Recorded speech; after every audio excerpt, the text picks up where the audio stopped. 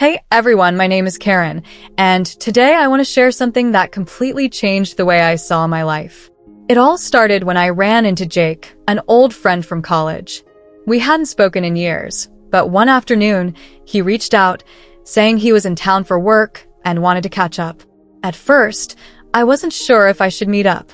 My life was busy, and honestly, I didn't know how I'd feel seeing him after so long. But something in me said, why not? It could be fun. We met at a cafe downtown. As soon as I saw him, I realized how much I had missed our conversations. Jake hadn't changed much. He still had that easy smile and the same confident way of speaking. We started talking about everything, college memories, our careers, and, of course, life after graduation. It felt so natural, like we had just picked up right where we left off. I had been feeling a little stuck lately. My marriage to David had been great in the beginning, but over the years, we drifted apart. The connection we once had seemed to fade, and I found myself questioning if I was truly happy. I never talked about this with anyone, not even David. But as Jake and I continued talking, something clicked. I felt heard. For the first time in a long while, I felt like I was talking to someone who understood me. The next few weeks went by, and I found myself meeting Jake more often. At first, it was just for lunch or a coffee, but as time passed, we started spending more time together, sharing things about our lives that no one else knew. Jake seemed to know exactly what to say, and I couldn't help but feel drawn to him. I started confiding in him more than I had with anyone in years. I told him about how David and I had become distant, how I often felt alone, even though we lived under the same roof. Jake listened, and for a moment, it felt like the weight of my frustrations was lifted. But as the days went on, I realized something. The connection between Jake and me was growing stronger, and it wasn't just friendship. I couldn't ignore the way he made me feel, and the more we talked, the more I felt like I was walking a fine line. But then came the guilt. I had a family, a husband. Was I betraying David by becoming so close to Jake?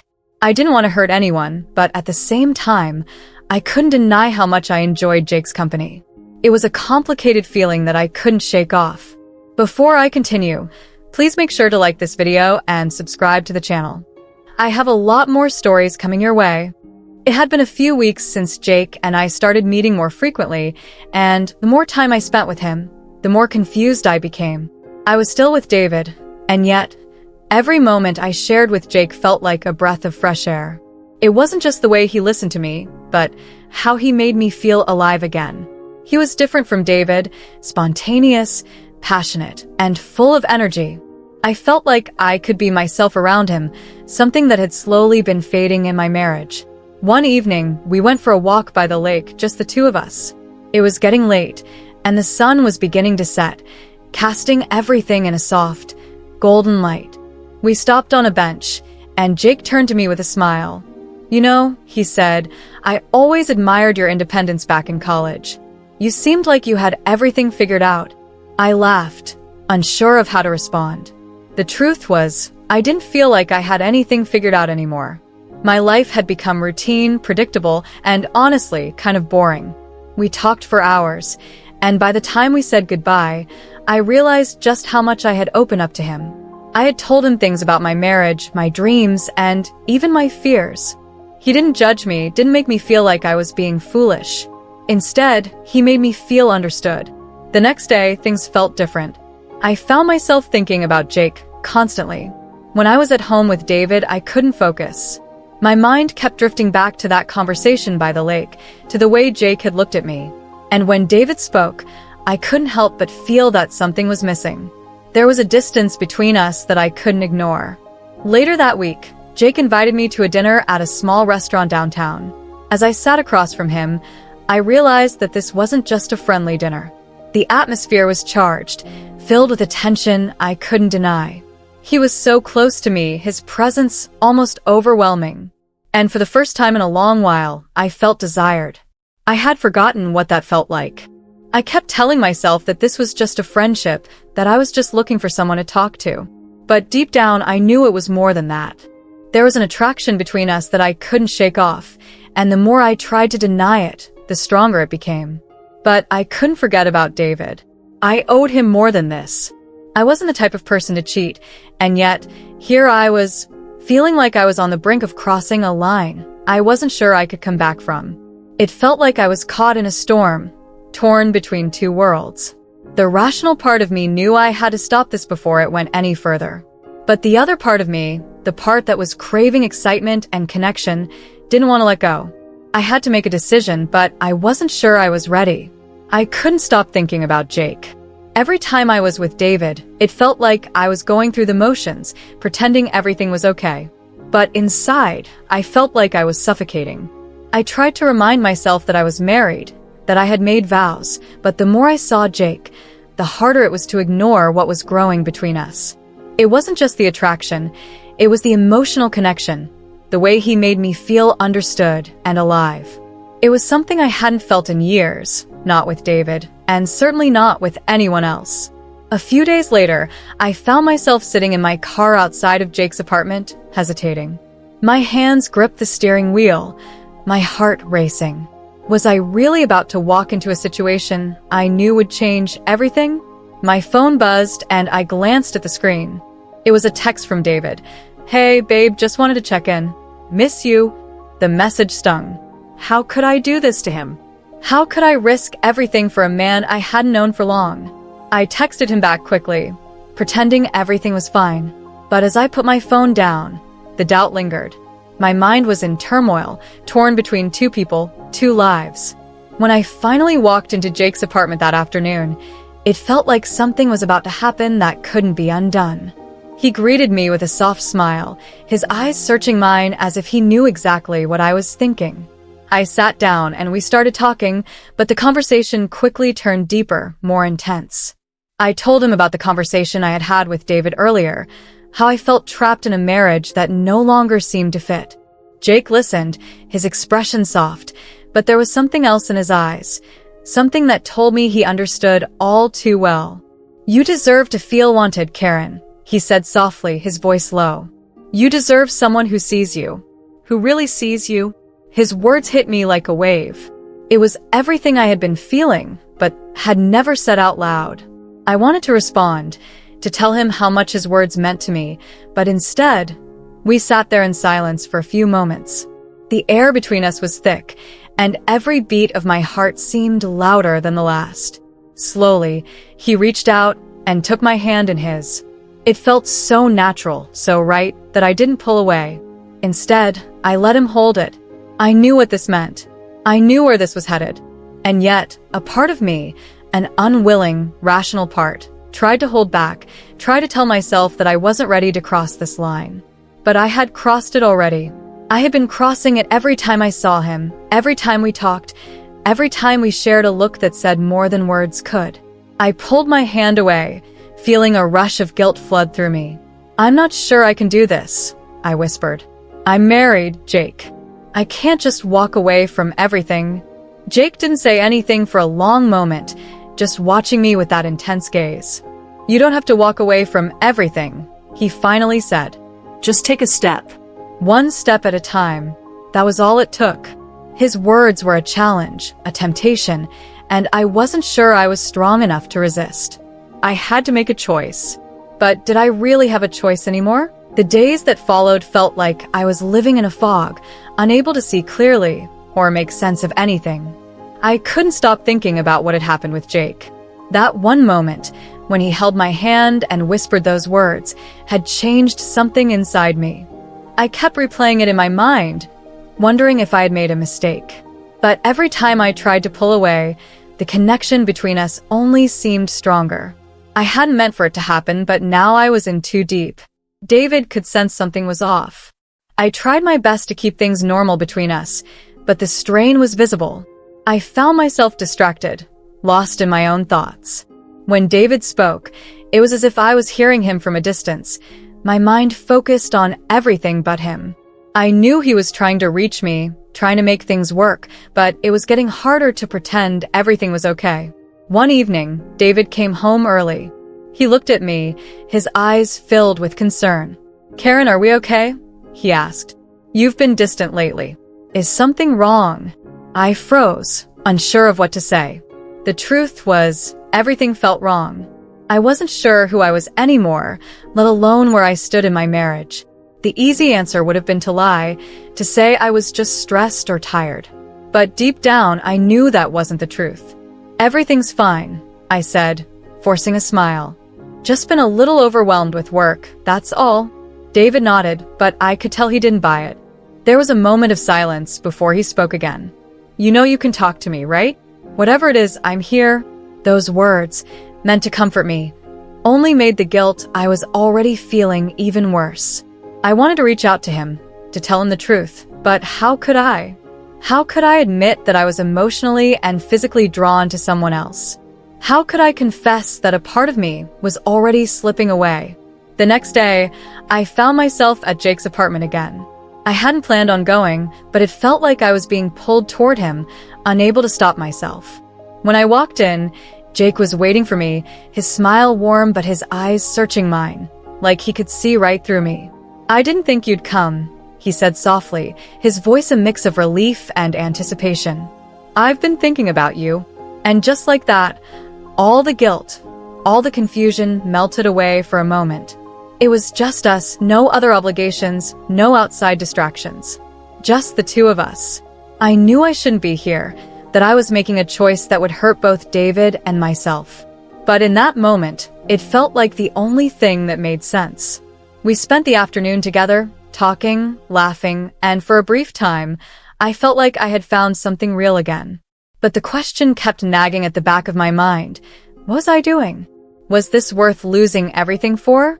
I didn't have the answer, but I knew one thing for sure.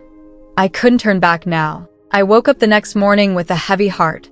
The weight of my decisions from the day before pressed on me, and for the first time in a long while, I felt truly conflicted. It had only been a few weeks since I met Jake, but everything had changed. Every moment I spent with him felt like an escape, a temporary relief from the quiet emptiness I had been living in. But with each passing day, the guilt grew stronger. I was still married to David, a man who had always loved me, a man who was still trying to reach me even though I had distanced myself. That morning, David left early for work. He kissed me on the cheek as he always did, but this time, I could feel the difference. There was no spark, no warmth in my response. I was already thinking about Jake, about the connection that had grown between us. And yet, a small voice in the back of my mind kept telling me to stop, to pull back before it was too late. But I didn't listen. I spent the day replaying my conversations with David in my head. The concern in his eyes, the words he had said about being there for me. It all seemed so genuine, so sincere. And yet, I couldn't ignore the growing pull I felt toward Jake. He had made me feel seen, understood in ways I hadn't in years. But was that enough to justify what I was doing? By the time I met Jake again later that week, I was already feeling the strain. He could sense it too. When I walked into his apartment, he immediately asked, "What's going on, Karen? You're not yourself." I paused, trying to find the right words. I wanted to explain everything to him, to tell him how conflicted I felt, but I couldn't bring myself to do it. "It's just things are complicated," I finally said. "I'm still married, and I can't stop feeling guilty." Jake stepped closer, his expression softening. "You don't need to feel guilty. You're allowed to want something more. I get it, Karen. You don't owe me an explanation." His words were meant to comfort me, but they only made me feel more lost. I didn't know what I was doing anymore. How had everything become so complicated so quickly? Why couldn't I just walk away and fix my marriage before it all spiraled out of control? We talked more that evening, but I found myself unable to focus on anything except the fact that I had to make a choice. Every interaction with Jake pulled me further away from the life I had built with David. But every time I tried to imagine leaving David for good, the weight of that decision felt too heavy to bear. The conflict between the life I had with David and the life I was building with Jake had reached a breaking point. But I wasn't ready to make a decision. Not yet. Every time I thought I had everything figured out, the uncertainty returned, and I was left feeling more confused than before. As I left Jake's apartment that night, I promised myself I would make a choice soon. But deep down, I knew that the longer I waited, the harder it would be to walk away from either of them. The days that followed felt like I was living in two separate worlds. I would wake up next to David, pretending everything was fine, and then spend the rest of the day consumed by thoughts of Jake. I couldn't remember the last time I felt so torn, so trapped in my own emotions. It was becoming unbearable. Every time I looked at David, I felt guilty for what was happening with Jake. And yet, every time I thought about Jake, I couldn't help but feel alive again, like a part of me that had been dormant for years was finally waking up. David had been more attentive lately, sensing that something was off. He tried to talk to me, to connect with me, but it felt like there was a wall between us that neither of us could break through. It was almost as if he could see the distance growing between us, but he didn't know how to fix it. And if I'm being honest, I wasn't sure I wanted him to fix it. I felt like I was already slipping away, and there was no way back. I spent one evening alone just thinking. I had to decide what I wanted. Did I want to keep living in this comfortable but distant marriage with David, or was I ready to risk everything for something that felt uncertain but exciting with Jake?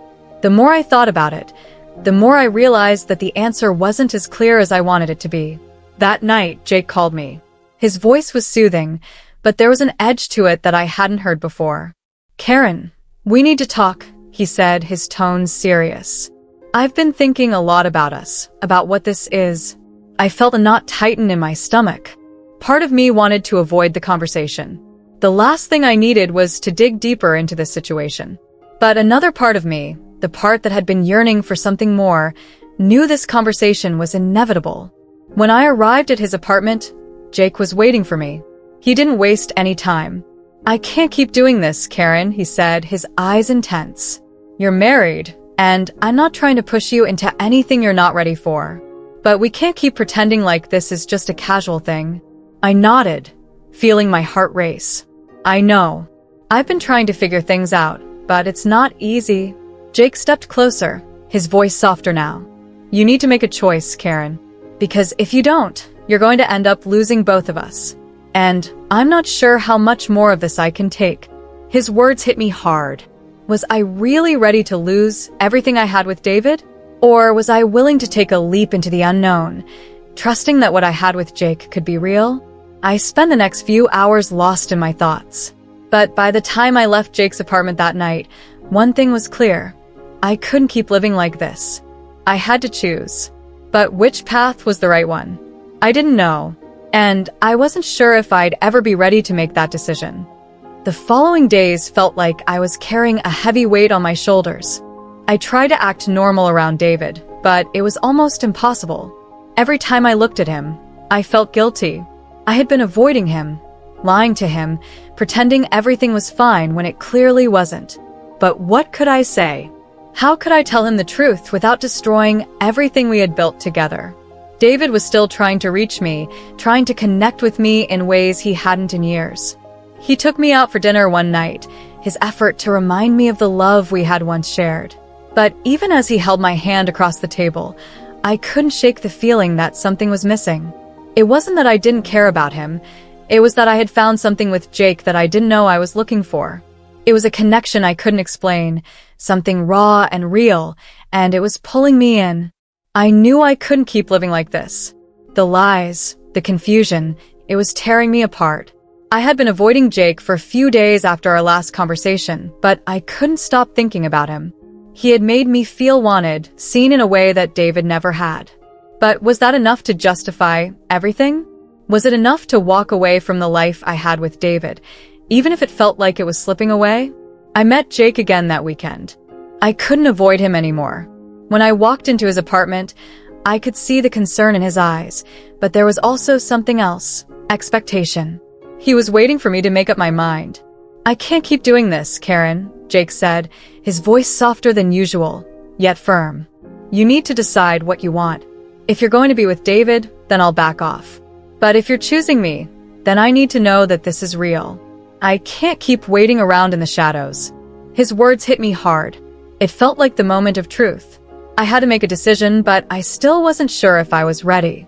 How could I choose one person over the other when both seemed to represent parts of me I wasn't willing to let go of? "Jake, I don't know what I want," I said, my voice trembling. I don't know how to fix everything, and I don't want to hurt David. But every time I'm with you, I feel something that I can't explain. Jake took a deep breath and stepped closer, his hand reaching for mine. Karen, you deserve to be happy. But you can't keep running from this. You have to face the truth, no matter how hard it is. I stood there, torn between the life I had built with David and the unknown with Jake.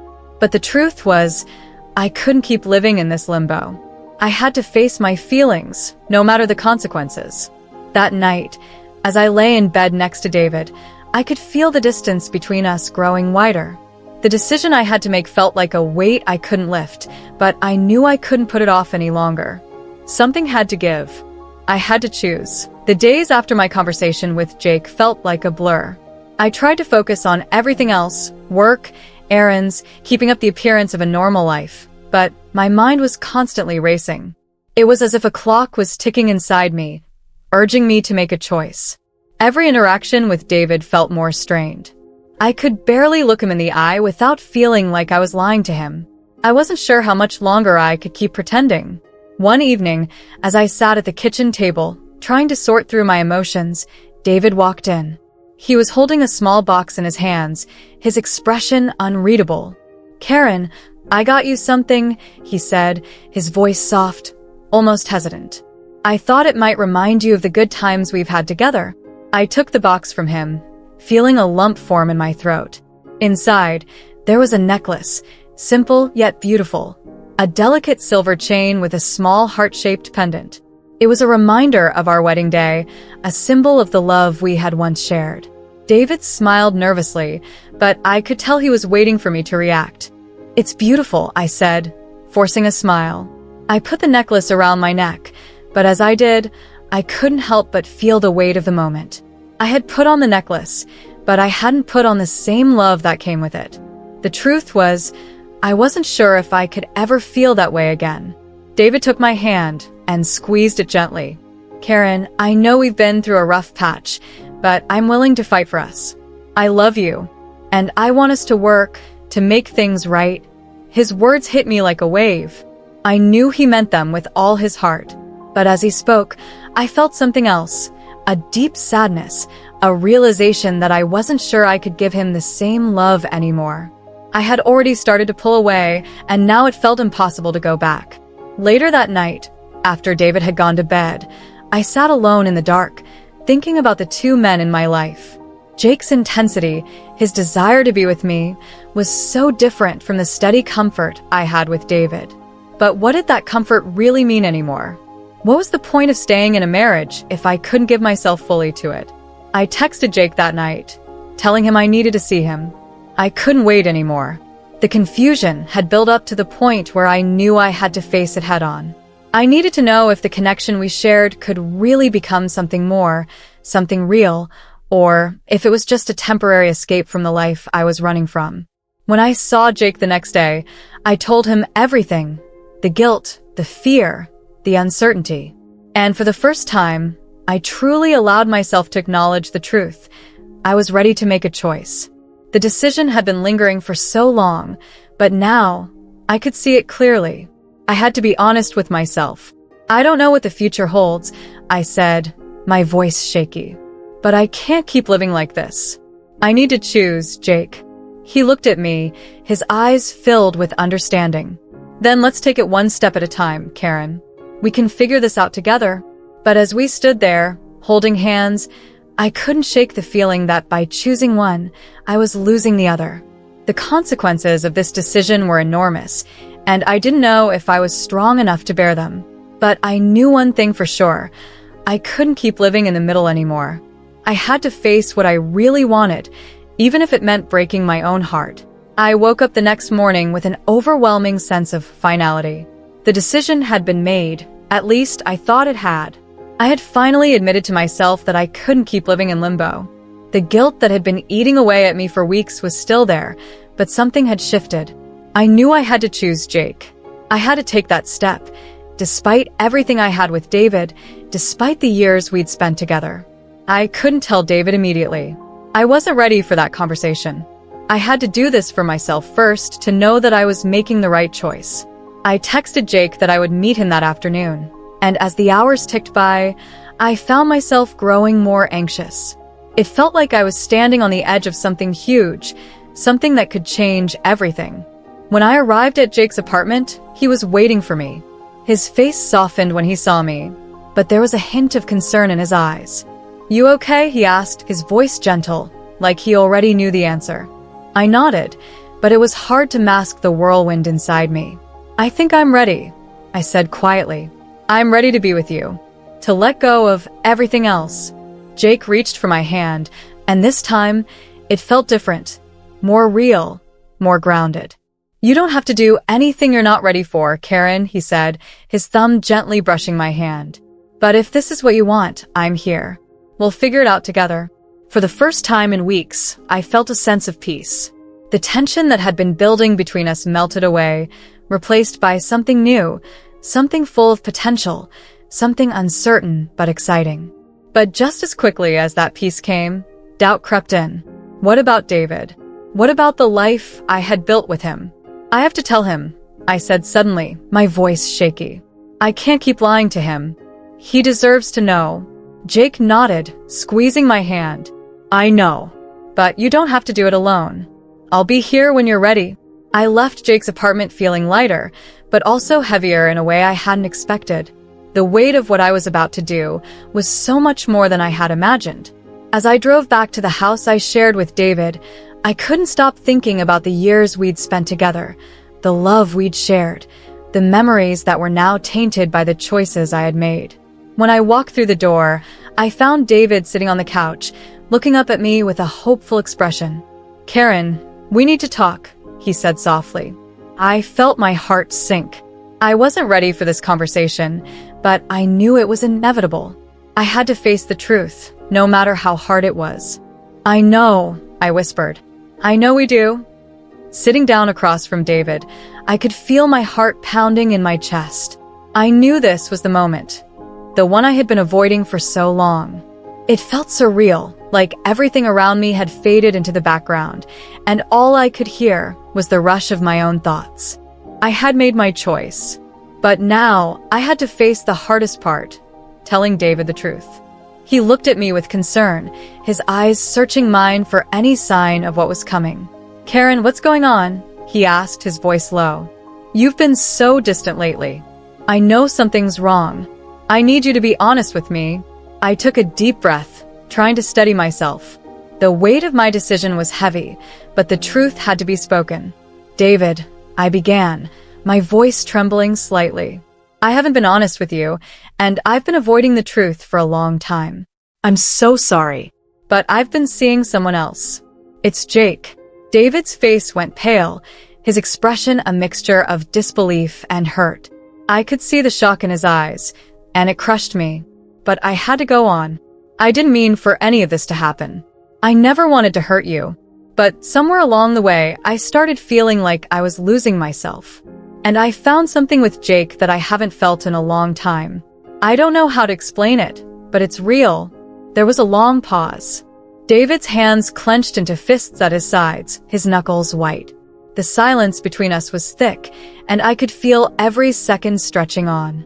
"So, that's it," he finally said, his voice cold, barely above a whisper. "You've made your choice, then?" I nodded, my heart breaking as I looked at him. "I've made my choice, but I don't know what happens next. I don't know if I can fix this. I never wanted to hurt you, David. You've always been there for me, but I haven't been the person you deserve." David stood up, his face tight with emotion. "I gave you everything, Karen. I trusted you, and this is how you repay me?" I felt tears welling up in my eyes, but I forced them back. "I'm sorry," I whispered. "I don't know what else to say. I wish things were different, but I can't keep pretending anymore." David shook his head, taking a step back. "I need some time," he said, his voice thick with pain. "I can't even look at you right now." He turned and walked out of the room, leaving me alone in the silence of our once shared space. As I stood there, the weight of everything settled around me. I had made my choice, but the cost was so much higher than I had ever anticipated. I thought of Jake, the man who had made me feel seen, heard, and desired. I thought of the life I was leaving behind, the love I was abandoning. I thought of the pain I had caused, and I wondered if I could ever make peace with it. I didn't know what the future held. I didn't know if Jake and I would work, or if I had just lost everything that ever mattered. But as I walked away from the house, I knew one thing for sure. I couldn't go back. And the path forward, no matter how uncertain, was the only one left to take. Thank you all for listening to my story.